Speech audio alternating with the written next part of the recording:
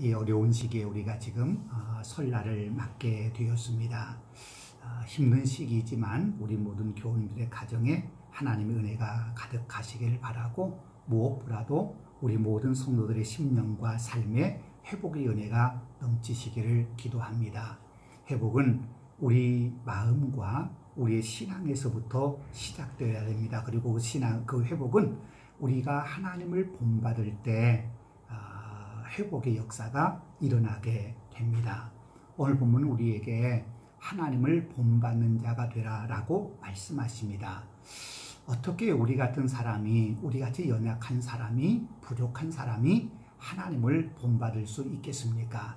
우리가 하나님처럼은 될 수 없습니다만은, 그러나 조금이나마 우리의 삶에서 하나님을 본받는 그런 믿음으로 우리가 살아갈 수 있습니다. 그럼 우리가 하나님의 무엇을 본받아야 할까요? 오늘 본문에서 우리는 두 가지를 생각해 볼 수 있습니다. 첫 번째, 우리는 하나님의 용서를 본받는 사람들이 되어야 합니다. 오늘 본문 바로 앞인 에베소서 4장 32절 말씀에서 이렇게 말씀합니다. 서로 친절하게 하며 불쌍히 여기며 서로 용서하기를 하나님이 그리스도 안에서 너희를 용서하심과 같이 하라. 그렇게 말씀하십니다.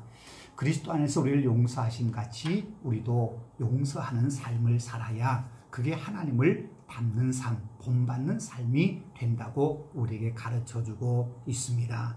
그래서 하나님은 용서하신 하나님이십니다. 하나님은 우리의 모든 것을 용서하셨습니다. 우리가 어떤 용서받을 만한 자격이나 조건을 갖췄기 때문에 용서하신 것이 아니라 하나님은 우리에게 먼저 무조건적인 용서를 베풀어 주십니다.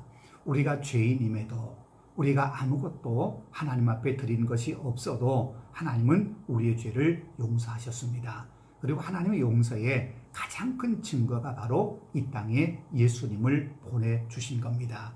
이 땅에 예수님을 보내주셔서 우리를 대신하여 십자가에 죽게 하심으로 우리 죄를 용서하신 것이 하나님의 용서입니다. 그 하나님의 용서에는 조건이 필요 없지요. 무조건적인 그런 용서입니다. 그래서 그 용서를 우리에게 본받아야 한다, 그렇게 말씀합니다. 물론 우리가 그렇게 하나님처럼 아무 조건 없이 모든 사람을, 누구나를 사랑하고 용서할 수는 없습니다. 그러기에 우리는 우리의 마음속에 주님의 마음을 품어야 됩니다. 주님께서 주시는 용서의 기쁨을 우리가 먼저 맛보고 그 용서의 감격이 우리 안에 있어야 우리는 주님을 닮아서, 하나님을 닮아서 용서하는 삶을 살아갈 수 있습니다.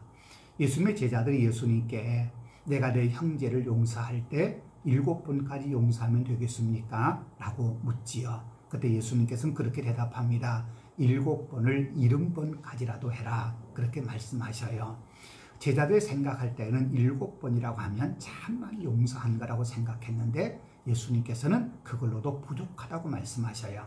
7번을 70번까지라도 하라. 이것은 한없이, 끊임없이 용서하라는 거지요. 왜 그렇게 용서해야 됩니까? 우리가 하나님으로부터 그런 용서를 받았기 때문입니다. 우리가 어떤 조건을 걸어서 하나님께서 우리의 용서해 주신 것이 아니라, 우리가 뭔가 하나님께 보여드렸기 때문에 하나님께서 용서하신 것이 아니라, 하나님은 우리가 용서를 빌 때 언제든지 아무런 조건 없이 우리를 끝없이 용서해 주셨습니다. 그래서 그 용서를 받았기 때문에 우리는 용서할 수 있는 겁니다. 내 마음 속에 내 마음이 아량이 넓어서, 내 마음이 용서의 마음이 커서 용서하는 것 결코 아닙니다. 우리 마음에 우리를 용서하신 그 하나님의 그 사랑을 담고 있을 때 우리는 비로소 그 용서를 할 수 있는 용기가 생겨나고 용서할 수 있는 마음이 생겨납니다. 그래서 우리는 늘 하나님 마음을 품게 하옵소서, 예수 그리스도의 모습을 담게 하옵소서 기도해야 됩니다. 그래야 우리가 하나님을 닮아서 용서하는 삶을 살아갈 수 있게 되는 겁니다. 우리가 하나님을 닮아가라 할 때 두 번째로 생각할 것은 하나님의 사랑을 닮으라는 거예요. 하나님의 사랑을 닮아갈 때 우리가 하나님을 닮는 자가 된다고 말씀하고 있는 겁니다. 하나님은 사랑의 하나님이십니다. 그 하나님의 사랑이 잘 드러나는 것이 바로 예수님을 이 땅에 보내주신 사랑입니다. 요한복음 3장 16절에 잘한 말씀에서 그렇게 말씀하죠. 하나님이 세상을 이처럼 사랑하사 독생자를 주셨으니, 이 땅에 독생자를 주신 것은 우리를 사랑하셨기 때문이라는 거지요.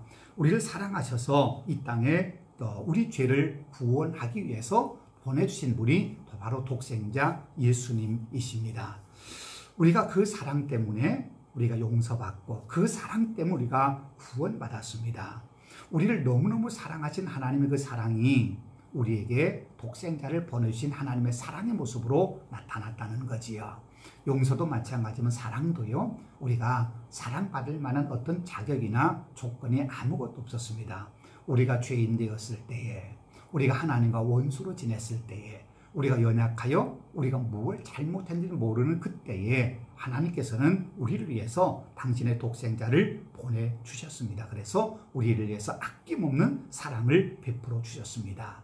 그 사랑이 얼마나 큰지 로마서 8장에서 이렇게 말씀하지요. 자기 아들을 아끼지 아니하시고 모든 사람을 위하여 내어주시니가 어찌 그 아들과 함께 모든 것을 우리에게 주시지 아니하겠느냐라고 말씀합니다. 그렇습니다. 우리를 위해서 독생자를 주신 하나님은 그 무엇도 아끼지 아니하시고 우리를 위해서 기꺼이 다 내어주실 수 있는 분입니다. 그분이 우리의 아버지 사랑의 하나님이시라는 거지요. 그 하나님의 사랑으로 우리에게 오신 분이 바로 예수님입니다. 예수님도 그 하나님의 사랑을 담고 이 땅에 오셨고 그 사랑의 모델을 우리에게 보여주셨습니다.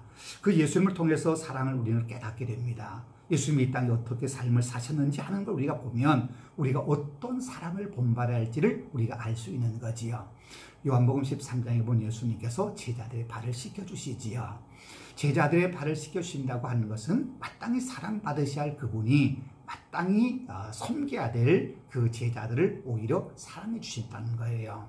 가장 연약한 자를, 때로는 하나님의 뜻을 알지 못하고 때로는 스승이신 예수님 마음을 아프게 하고 심지어는 배신하고 등 돌릴 사람들조차도 예수님은 사랑하셨어요. 그래서 요한복음 13장 1절에서는 예수님께서 당신의 백성들을 사랑하시되 끝까지 사랑하셨다, 그렇게 말씀하고 있는 겁니다. 그리고 그 사랑의 마지막 절정은 바로 우리를 위해서 십자가에서 당신의 생명을 내어주신 겁니다. 화목제물로 십자가에서 당신의 목숨을 내어주신 거지요. 오늘 본문에 그렇게 말씀합니다. 2절 말씀에서 우리를 위해 자신을 버리사 향기로운 제물과 희생제물로 하나님께 드리셨느니라, 그렇게 말씀하셔요. 그러면서 우리에게 그런 예수님의 사랑을 본받아 우리도 사랑 가운데서 행하라, 그렇게 말씀하고 있는 겁니다. 사랑은 행동하는 것입니다. 희생을 무릅쓰는 사랑이 다른 사람의 용서를 할 수 있고 다른 사람을 품을 수 있는 사랑의 마음을 가지고 사는 겁니다. 다른 사람이 걸어가야 할 길, 희생의 그 길을 내가 희생하며 대신 걸어가는 것, 그게 십자가의 길이라고 한다면 그 십자가의 길을 묵묵히 갈 수 있는 마음이 바로 사랑의 마음입니다. 제물이라고 하는 것은 다른 사람을 대신해서 자신이 죽는 것, 그것이 제물입니다. 구약시대에 인간의 죄를 대신해서 제물인 짐승이 대신 죽었습니다. 신약시대에는 마땅히 죽어야 할 우리를 대신해서 희생 제물이 대신 예수님께서 우리를 대신하여 죽으셨습니다.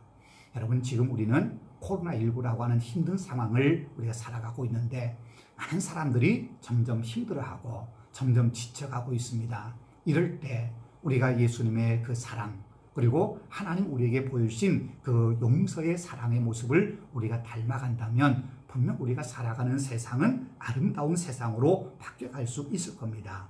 누군가를 위해서 기꺼이 내가 먼저 손 내미는 용서의 삶, 내가 먼저 품에 품어주는 그런 사랑의 삶을 우리가 살아간다면 우리가 살아가는 세상은 분명 아름다운 삶이 될 것입니다. 사랑이 있는 곳에 하나님의 은혜가 머물고 사랑이 있는 곳에 두려움을 내어쫓습니다. 요한복음 4장에서 말씀합니다. 두려움을 이기는 것이 바로 사랑이라고 말입니다.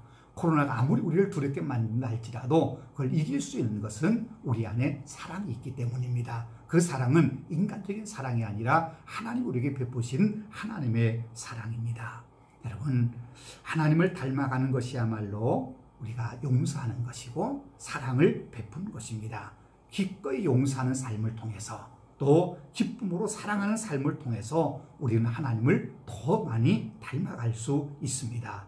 사랑과 용서는 동전의 양면과도 같은 것입니다. 이런 사랑과 용서야말로 하나님을 닮아가는 가장 귀한 믿음의 증거입니다. 갈수록 각박해지고 신경이 예민해지는 오늘 우리 이 시대에 우리가 사랑과 용서를 통해서 하나님의 닮는 모습을 세상 속에 보여준다고 한다면 우리를 통해서 사랑과 용서가 세상 속에 흘러 들어가게 되고 그러면서 우리가 사는 세상은 더 아름답고 향기나는 세상으로 바뀌어져 가게 될 겁니다. 우리 믿음의 식구들 올 한 해 내가 조금 힘들더라도 내가 먼저 손 내밀고 내가 조금 손해보더라도 내가 사랑하고 베풀 줄 아는 그런 아름다운 믿음, 용서와 사랑의 모습으로 하나님을 더 많이 닮아가는 복된 삶이 되실 수 있기를 바랍니다. 기도하겠습니다.